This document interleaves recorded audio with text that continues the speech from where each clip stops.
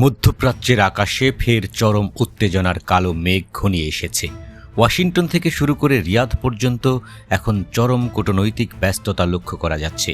মার্কিন president Donald Trump ইরানের জ্বালানি অবকাঠামো এবং সংবেদনশীল স্থাপনাগুলোর উপর বড় ধরনের সামরিক আঘাত হানার প্রস্তুতি নিচ্ছেন বলে গুঞ্জন শোনা যাচ্ছে। একই সময়ে পর্দার আড়ালে শুরু হয়েছে নাটকীয় দেনদরবার। মার্কিন সংবাদ মাধ্যম অ্যাক্সিওসের এক চাঞ্চল্যকর প্রতিবেদনে বলা হয়েছে যে এই সম্ভাব্য ধ্বংসাত্মক পরিণতি এড়াতে মার্কিন প্রেসিডেন্টের সঙ্গে সরাসরি টেলিফোনে কথা বলেছেন সৌদি আরবের যুবরাজ মোহাম্মদ বিন সালমান।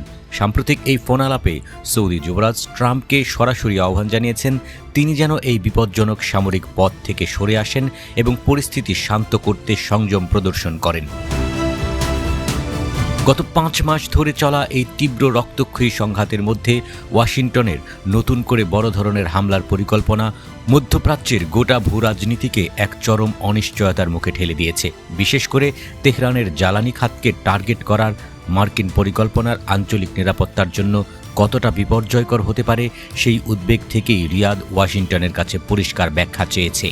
সৌদি নেতৃত্বের এই আকস্মিক কূটনৈতিক তৎপরতা প্রমাণ করে যে আমেরিকার এই সম্ভাব্য আগ্রাসন কেবল ইরানকেই ধ্বংস করবে না, বরং এর আঁচ পুরো উপসাগরীয় অঞ্চলে ছড়িয়ে পড়বে এবং সৌদি আরব সহ অন্যান্য মিত্র দেশগুলোর অর্থনীতি ও নিরাপত্তাও এক ভয়াবহ বিপদের মুখে পড়বে।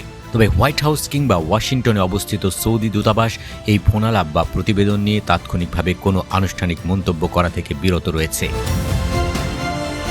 এদিকে তেহরানও হাত গুটিয়ে বসে নেই এবং ওয়াশিংটন ও তেল আবিবকে কঠোর হুঁশিয়ারি বার্তা পাঠিয়ে স্পষ্ট জানিয়ে দিয়েছে যে কোনোরকম আগ্রাসনের দাঁত ভাঙা জবাব দেয়া হবে। ইরানি পররাষ্ট্রমন্ত্রী আব্বাস আরাগচি স্পষ্টভাবে সতর্ক করে বলেছেন যে তাদের সার্বভৌমত্ব ও জাতীয় নিরাপত্তার উপর আঘাত আসলে কিংবা আঞ্চলিক কোনো দেশ এই হামলায় সহযোগিতা করলে তার অত্যন্ত কঠিন ও আনুপাতিক জবাব দেবে ইরানের সশস্ত্র বাহিনী। ইরানি কর্তৃপক্ষের এই হুঙ্কারের মাত্রা কেবল পারস্য উপসাগরের ভৌগোলিক সীমানার মধ্যেই সীমাবদ্ধ থাকছে না। ইরানের পক্ষ থেকে সাফ জানিয়ে দেওয়া হয়েছে যে শত্রুর যে কোনো আক্রমণের উৎসস্থল এবং তাদের সমস্ত সামরিক ঘাঁটি কেবল উপসাগরীয় অঞ্চলে নয়, বরং বিশ্ব জুড়েই তেহরানের পাল্টা আঘাতের লক্ষ্যবস্তুতে পরিণত হবে। পরিস্থিতি সামাল দিতে পর্দার অন্তরালে পাকিস্তানের সেনাপ্রধান এবং তুরস্কের উচ্চ পর্যায়ের কূটনীতিকরাও তৎপর হয়ে উঠেছেন।